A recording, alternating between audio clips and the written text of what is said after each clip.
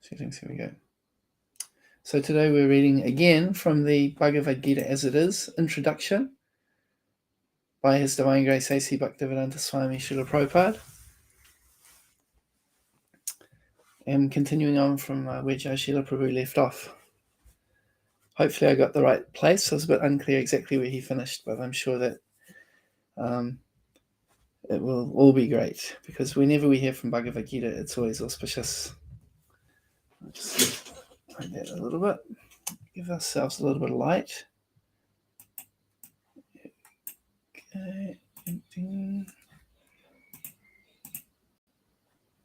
Okay, that's a bit better.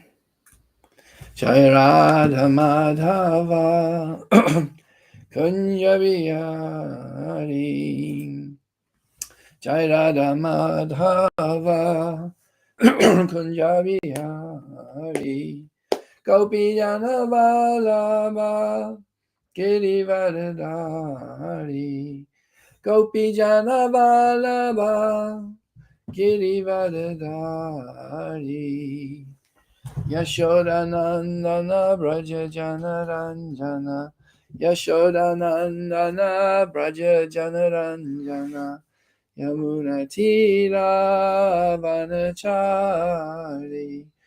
Yamuna Tira Vanachari Jai Radha Madhava Kunja Bihari Hare Krishna Krishna Krishna Hare Hare Hare Rama Rama Rama Hare Hare Hare Krishna Krishna Krishna Hare Hare Hare Rama Rama Rama Hare Hare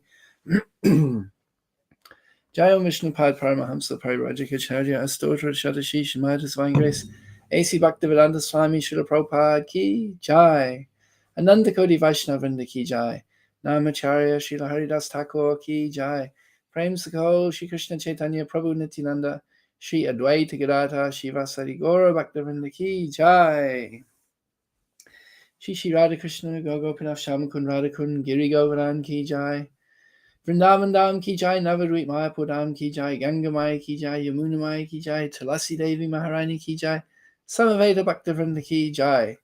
All glories to all the assembled devotees. All glories to all the assembled devotees. All glories to all the assembled devotees. All glories to Sri Sri Guru and Sri Gauranga. All glories to Prabhupada. Jai. Okay. So let's share the text here.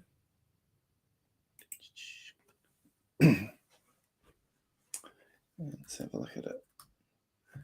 All right, let's get back up a bit. So we're going to start from this point here.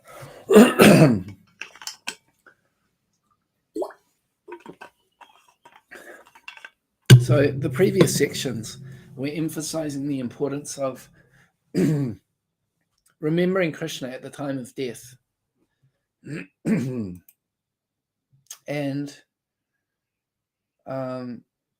dedicating our life in such a way that at the time of death we do remember Krishna. So let's continue on. See what Krishna says. Tasmat saveshu kaleshu mamanu smarayodhyacha mayarpita manobudhir mame vaishasya samshayaha. Therefore, Arjuna, you should always think of me in the form of Krishna and at the same time continue your prescribed duty of fighting. With your activities dedicated to me and your mind and intelligence fixed on me, you will attain me without doubt. So this is from Bhagavad Gita 8:7. And this is Prabhupada's purport. He, meaning Krishna, does not advise Arjuna simply to remember him and give up his occupation. No, the Lord never suggests anything impractical. In this material world, in order to maintain the body, one has to work. Human society is divided, according to work, into 4 divisions of social order: Brahmana, Kshatriya, Vaishya, and Shudra. The Brahmana class, or intelligent class, is working in one way. The Kshatriya, or administrative class, is working in another way. And the mercantile class and the laborers are all tending to their specific duties. In the human society, whether one is a laborer, merchant, administrator, or farmer, or even if one belongs to the highest class and is a literary man, a scientist, or a theologian, he has to work in order to maintain his existence. The Lord therefore tells Arjuna that he need not give up his occupation, but while he is engaged in his occupation, he should remember Krishna. Mam anusmara. If he doesn't practice remembering Krishna while he is struggling for existence, then it will not be possible for him to remember Krishna at the time of death.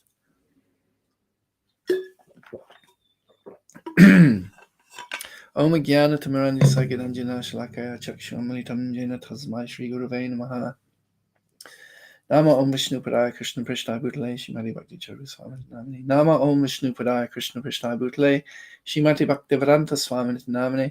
Namaste Saraswati Devi Gauravani Prashani Nivashesha Shunyavani Paschata Deshatani. Jai Shri Krishna Chaitanya Prabhu Nityananda Shri Advaita Gadadha Shivas Adi Gaura Bhaktivinoda.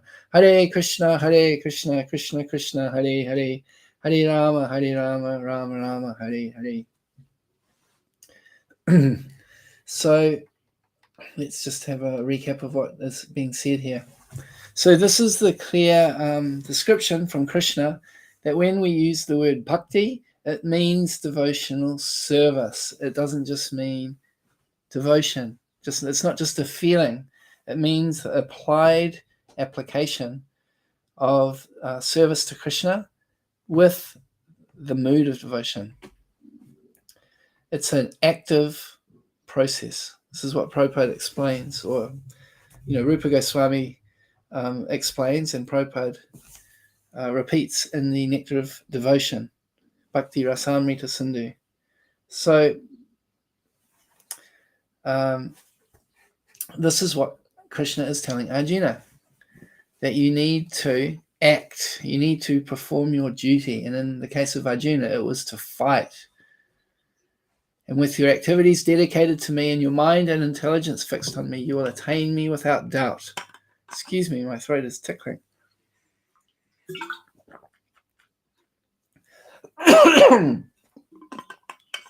All right.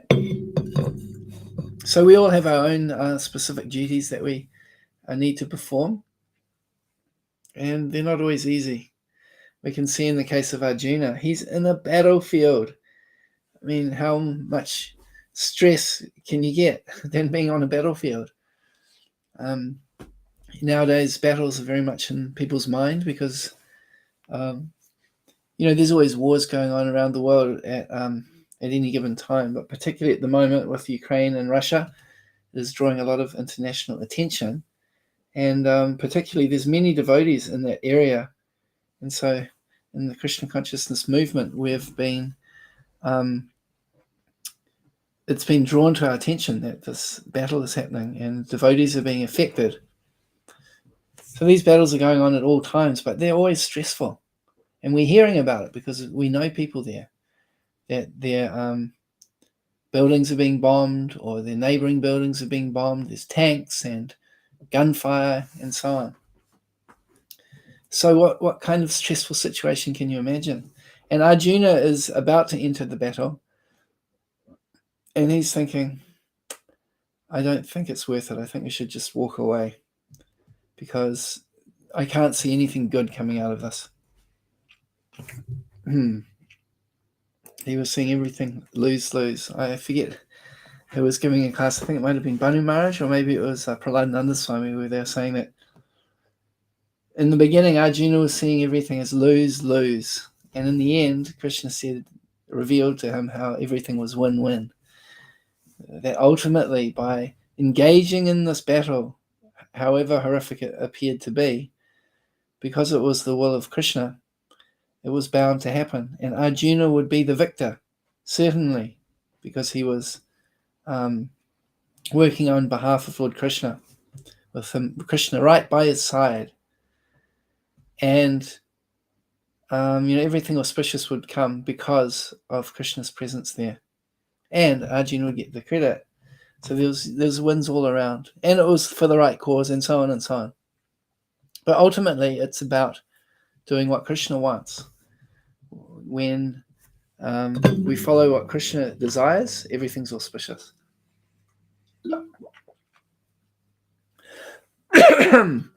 Excuse me.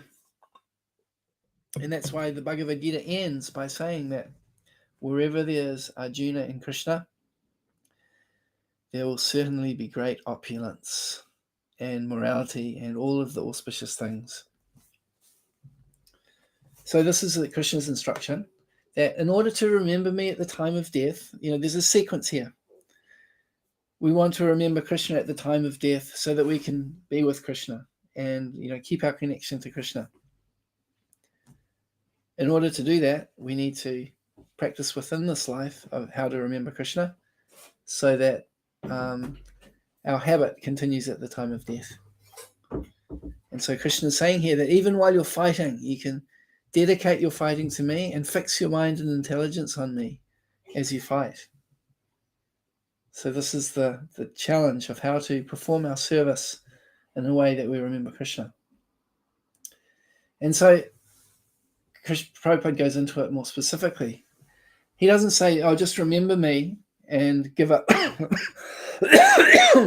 Wow.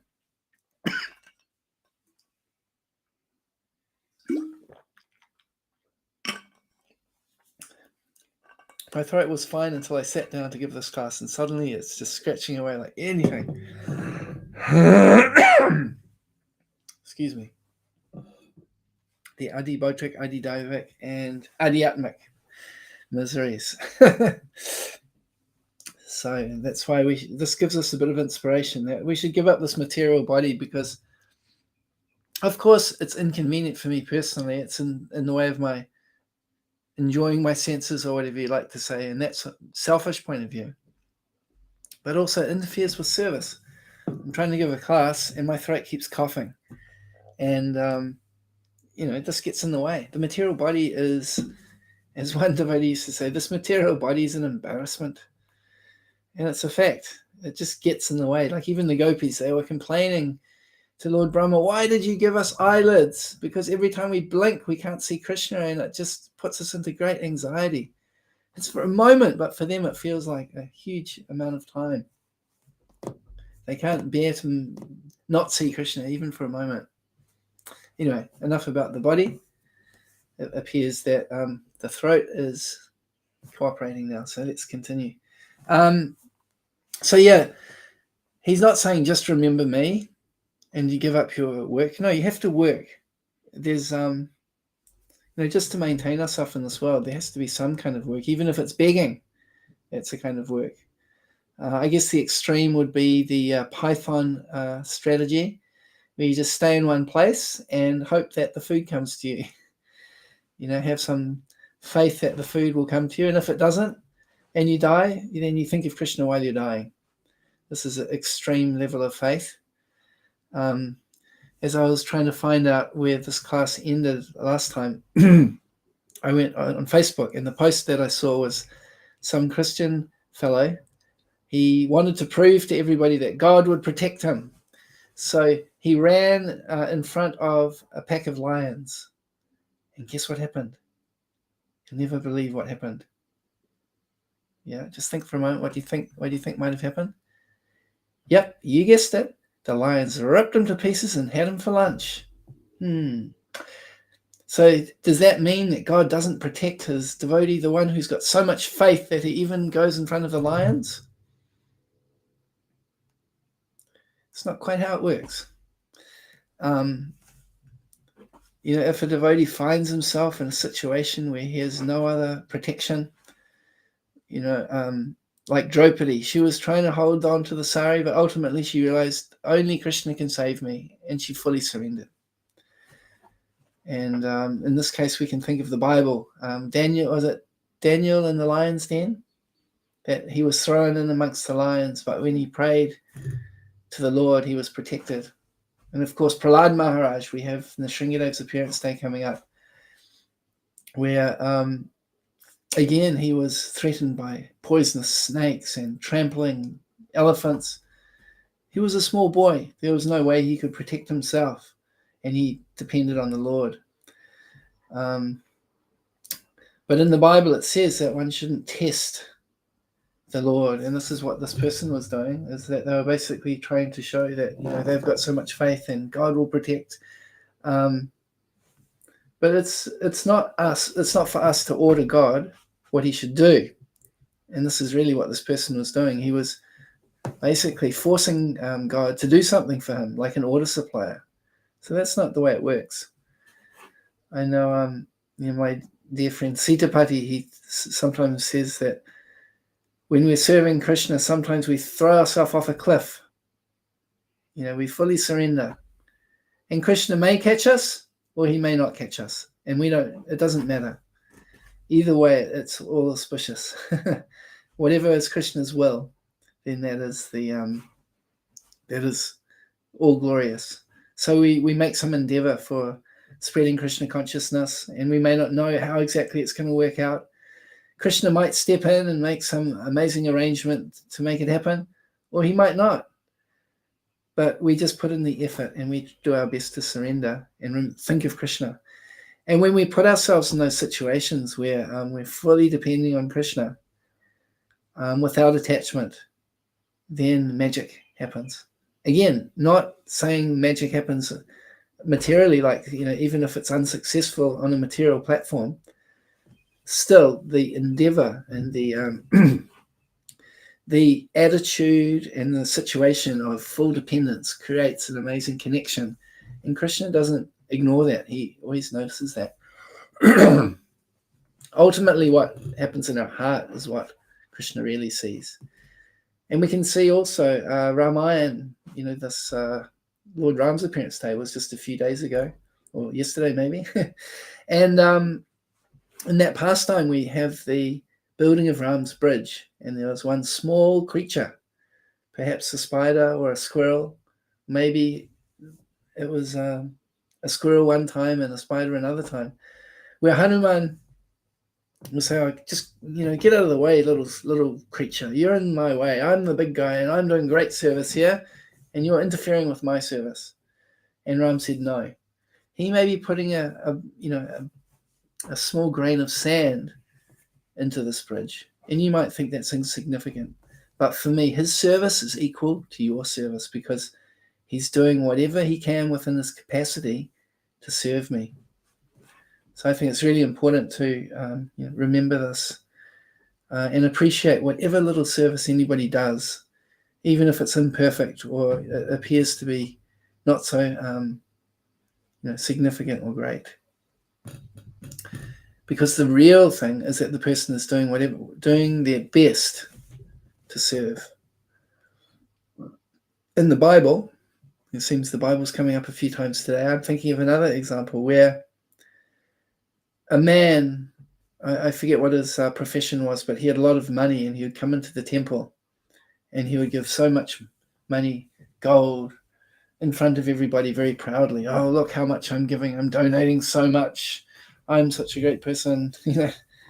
And everyone's like, wow, look at how much he's donating. This is so fantastic. He's such a great man. And then one old widow came and just dropped a couple of small coins into the hundi, or whatever they call hundis in Israel. And Jesus said that actually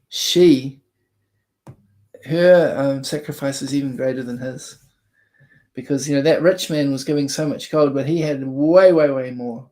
Yet this lady was giving all that she had. She was giving everything. just like this Kolavecha Sridhar, Lord Chaitanya's associate. He was selling banana leaves. He was basically just finding things lying around and selling them for very small price. He was never making much profit. And he was always giving half of his revenue, income, for the worship of Ganga Devi. And Lord Chaitanya used to tease him and so on, but he was considered to be a great devotee. And he had so much faith that Krishna would protect him. I forget the whole story, but there's something about 3 claps that he was told that you need to. It's interesting in the context of what we're reading today. He was saying that Krishna will protect me. I'm not so worried about working too hard. Basically, I'll clap my hands 3 times, and if Krishna hasn't made arrangements for me, then I'll just leave my body or something. I need to look up this pastime. Excuse me for not being accurate here. As I give class, some memories come, but they're not always complete. But there's some wonderful pastime that showed that Sridhar. Wait, I'm getting muddled up. I'm thinking of Srivas Thakur.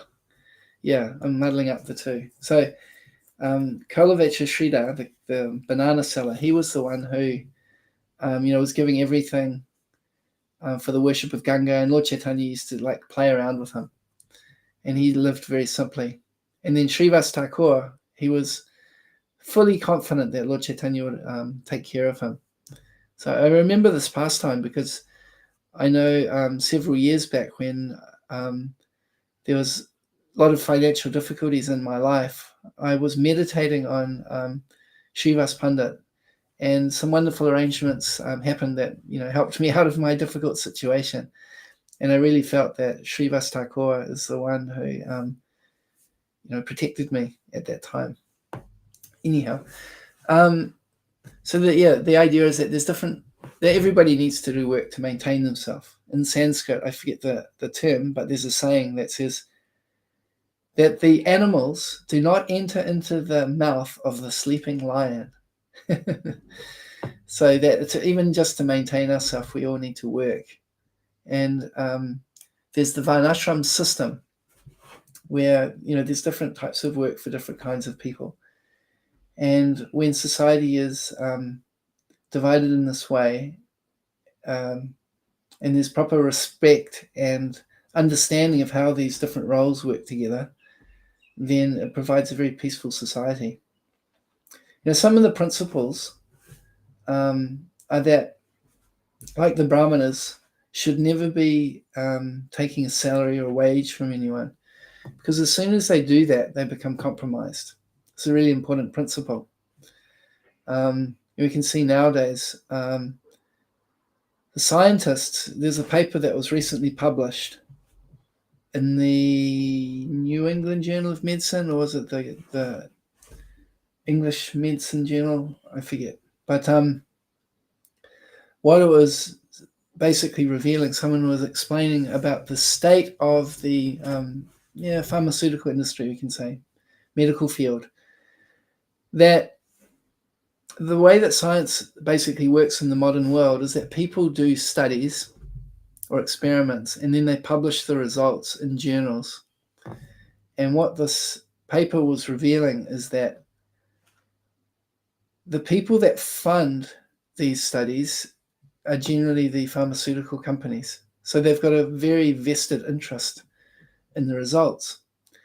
And so therefore what happens is, if someone suggests that I would like to do a study on something, the pharmaceutical company will look at it and see, is there potential for our pharmaceutical company to make money from this or not? And if there's not, then they'll say, we're not interested in that study. There was an example recently where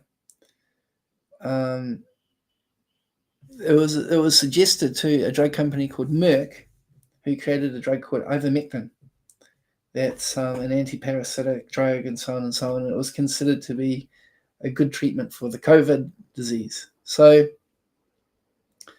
some scientists said, well, let's see if we can do a study, and they asked Merck, and Merck said, we're not interested. And then we can see later on that Merck And the reason why they're not interested is that Merck originally designed this medication, but it had gone out of patent. Like when you create a new medicine or something, there's a period of time where the person who discovers it has the sole right to, produce it and sell it. And they can make a lot of profits at that time. And then once it goes out of patent, then any company can produce the drugs, really cheaply. And therefore, there's not really any profit motive for the original person. So in this case, this ivermectin was a drug that was invented and created by Merck, but it had gone out of patent. There was no money in it anymore. So when someone suggested, well, let's do some studies to see how effective ivermectin is for, this disease, they were, the drug company just said, no, not interested. We have no intention to do that study. And then a short time afterwards, they came out with a new medication that, had a similar kind of goal of the treatment that was slightly different from the original one, and which sold for hundreds of dollars a dose, whereas the ivermectin, it's like less than $1 per tablet or something, actually just a few cents. Anyway, the point is that because these drug companies are paying scientists, the scientists are not able to be truly honest. They're not able to do the studies that are in the best interest of the people. They're forced to do the studies that are in the best interest of the drug companies. This paper was also talking about how the people who were best at selling the drugs were the ones that got promotions in the scientific field, not the ones who were the best scientists. So this is just bringing the point here that a brahmana should not be given a salary by anyone. The way that brahmanas are meant to survive is by charity. That they're just given an unconditional donations according to the means of the people they're serving. And then the brahmana in turn, gives away those things that they've received, whatever's excess to their requirements, they immediately give in charity as well. The brahmana obviously needs to maintain himself, but the quality of the brahmana is a very simple living person. So therefore, they don't really have material needs, and therefore they're not able to be bribed. If someone's living very simply, I have a place to stay, I have enough food, I can study my shastra, I can do teaching, I can do yagyas, and so on. When all of these things are in place, then the brahmana doesn't need any more. The example of Vamanadev is a perfect example where Bali Maharaj says, I would like to give you a donation, ask for anything. And he said, just give me 3 steps of land. He said, no, I can give you anything, I can give you the whole world, just ask for anything.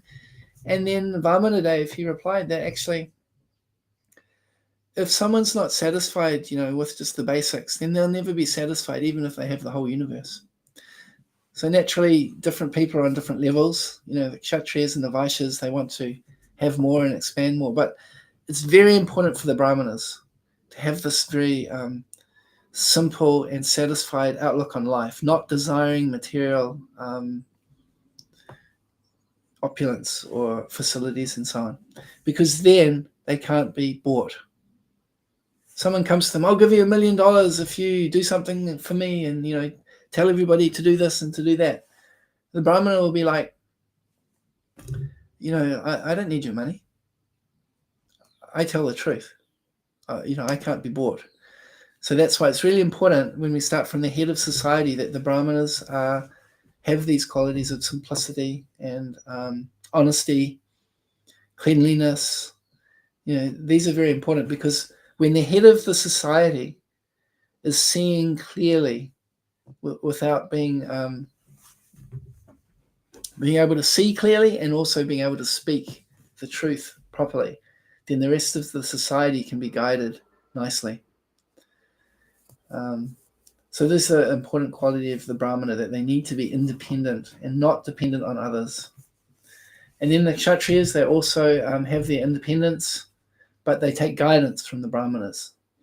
So the Kshatriyas, they are very wealthy from the taxes they accumulate. They donate to the Brahmanas.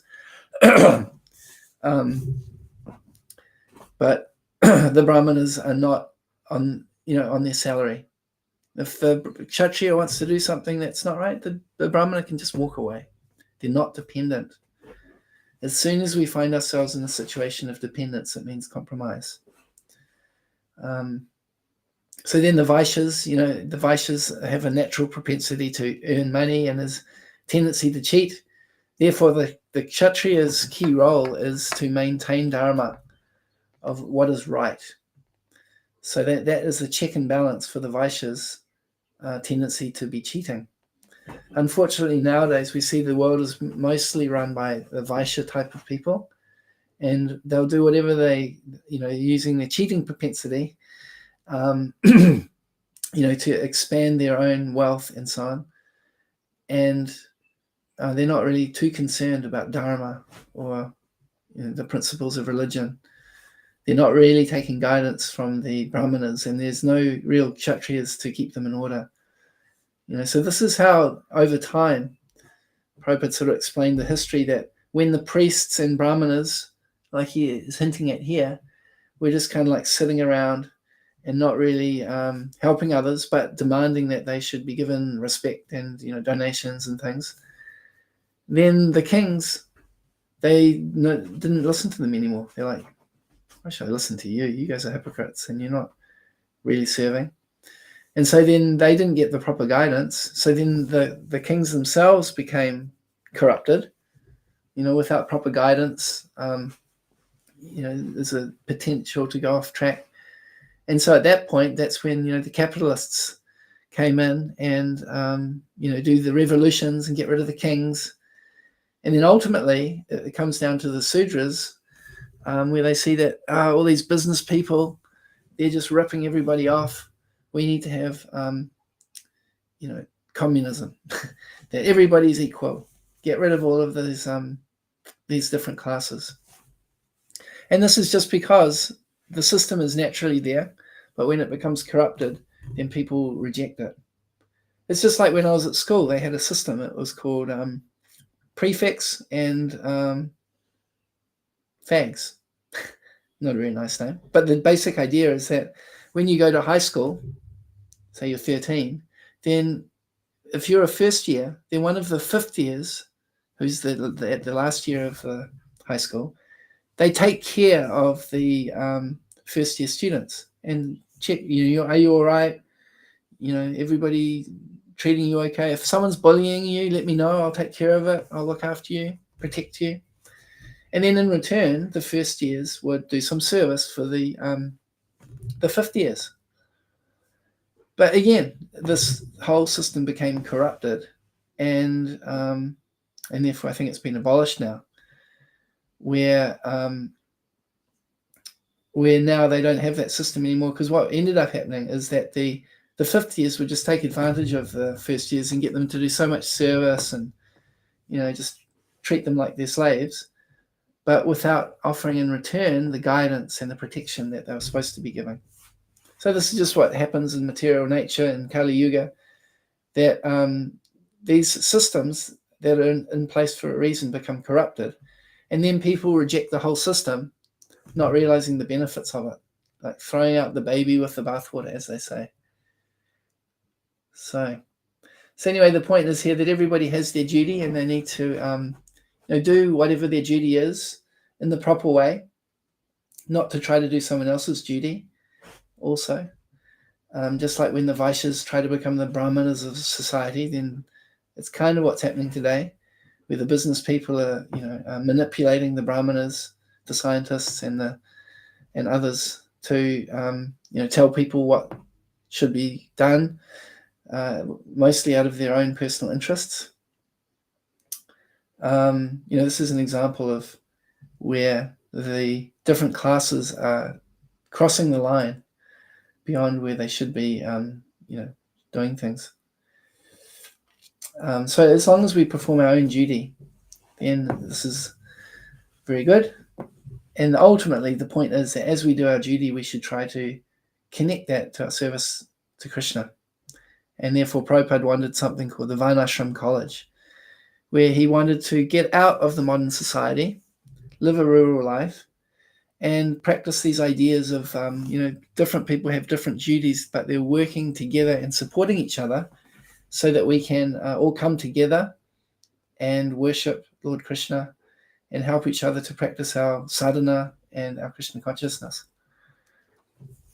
Now, Amyatma Prabhu has put a nice quote here. I'll share it briefly, but it's not all going to fit. So I'll just read it.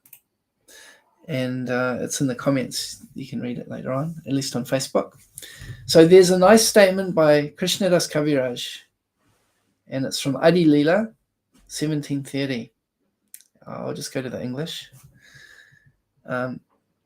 One should strictly follow the principle of always chanting the holy name, and one should be satisfied with whatever he gets easily. Such devotional behavior solidly maintains one's devotional service. Yeah, so this is the same mood as Vamanadeva was teaching us, that chanting the holy name is the main thing, and whatever we need just to maintain our state of mind and body in order to chant nicely. This is all that we should aspire for. We shouldn't be greedy to have more and more and more. And when we have this state of mind of just being satisfied with what comes easily, then, as I was mentioning before, it's very hard to be, that means we don't have to be dependent on others because our needs are not so much. And therefore we can't be manipulated by others so much. And therefore we're able to practice our devotional service, without disturbance. Yeah, very nice. It's also connected with another famous letter from Prabhupada to Karandara, where he's saying that he didn't want the society to be centralized. He wanted everybody to struggle a little bit to maintain themselves and to develop their own preaching center or whatever. Each center should be independent. And Prabhupada said that, if you have to struggle to get it going, that's good. You learn to be independent. He said he didn't want it that it was a centralized system where one person has all the money and everybody else is begging from that person. That causes a disturbance.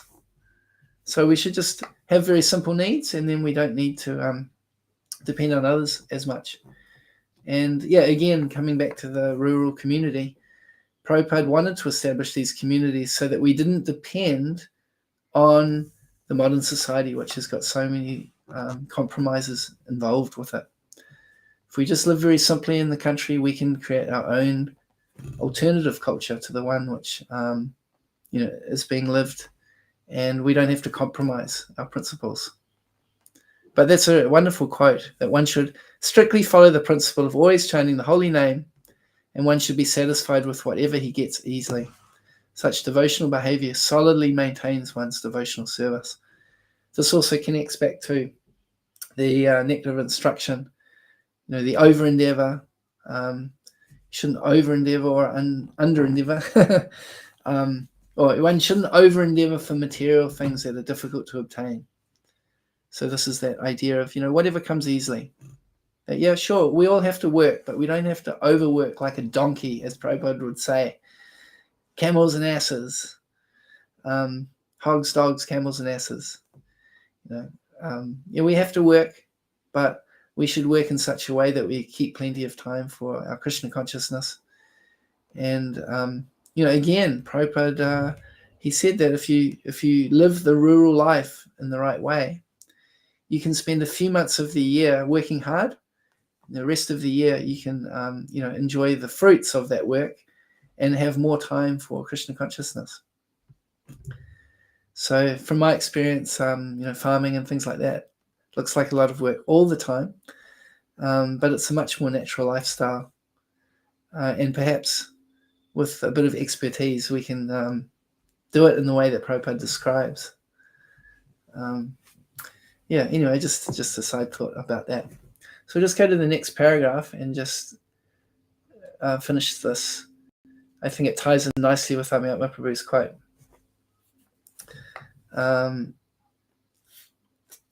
So first of all, if he doesn't practice remembering Krishna while he's struggling for existence, then it will not be possible for him to remember Krishna at the time of death.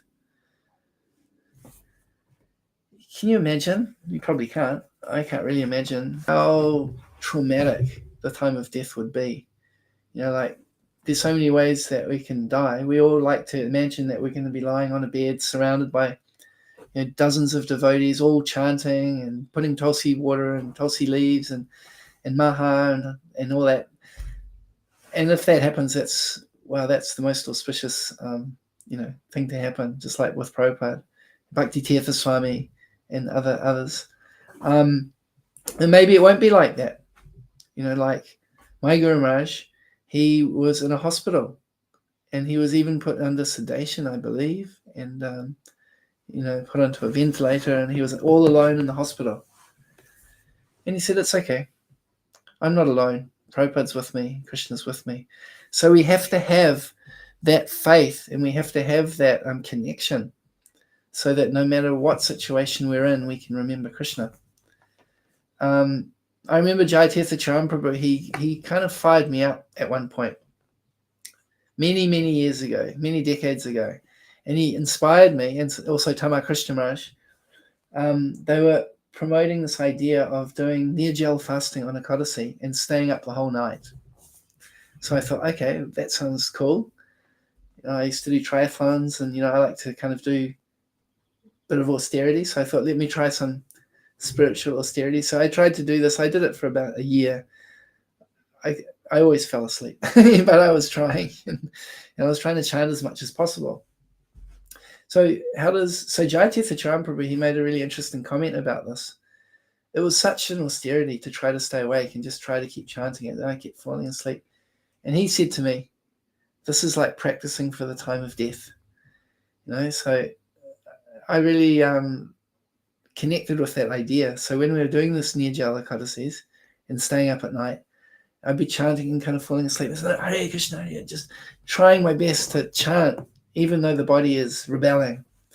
And I was thinking to myself in that way that I'm practicing for the time of death, that when the body doesn't want to, cooperate, I'm still going to chant. So this is what I thought of when I read this comment here, that if he doesn't practice remembering Krishna while he is struggling for existence, then it will not be possible for him to remember Krishna at the time of death. So, I mean, that's an extreme example, but it's good to have times where we really focus. As I mentioned last time I was speaking, having really strong sadhana where we really focus when the conditions are perfect. We do it, we chant and really, study the books and so on. And then we go out in the world during the day and we try to continue that momentum that we built up from our sadhana, from remembering Krishna at every moment as far as possible. And, over a long period of time, we can develop this more and more. And Prabhupada was talking about how you keep your japamala with you at all times. Then any moment you get, you just chant Hare Krishna, Krishna Krishna, Hare Hare, Hare Rama, Rama Rama, Hare Hare.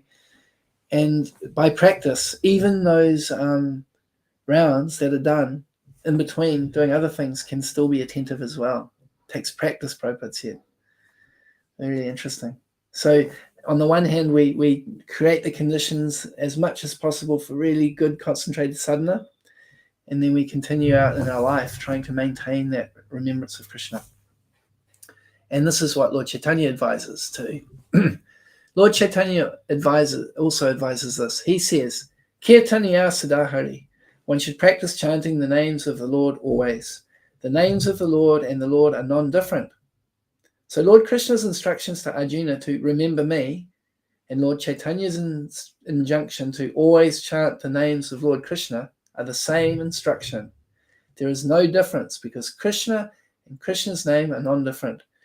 In the absolute status, there is no difference between reference and referent. Therefore, we have to practice remembering the Lord always, 24 hours a day, by chanting his names and molding our lives' activities in such a way that we can remember him always. So I think that's a really a great way to end. There's not much more I can add to that. It's very clear that Krishna's saying, remember me at the time of death. And you can do that by practicing to remember me all the time throughout all your activities. And then Lord Chaitanya is explaining the practical way to do that. Always chant Hare Krishna as much as possible. And then I'll again just repeat this this initiation pastime that one devotee was telling. I forget who it was now. Maybe an Australian devotee. Anyway, she was saying, Prabhupada said to her, how many rounds will you chant? And she said, 16 rounds minimum. And Prabhupada said, why minimum? Should be maximum. See how you can chant to the maximum, not just the minimum. So, yeah, with that in mind, let's see how we can, chant as much as possible so that we can always remember Krishna and therefore remember him at the time of death and, be able to go back to the spiritual world and be with Krishna eternally, where you don't have this material body that makes your throat tickle and interferes with your speaking about Krishna, where you don't have the eyelids that interfere with your seeing Krishna. I guess you still have eyelids, but in the spiritual world, there's no impediments in our devotional service. So, and thank you, Amyatma Prabhu, for sharing that wonderful quote. And thank you for everyone else for listening and participating. I do go back and check if there's any comments for those that watch later on. And it can be some interesting discussions. So thank you very much. All glories to Srila Prabhupada. Jai.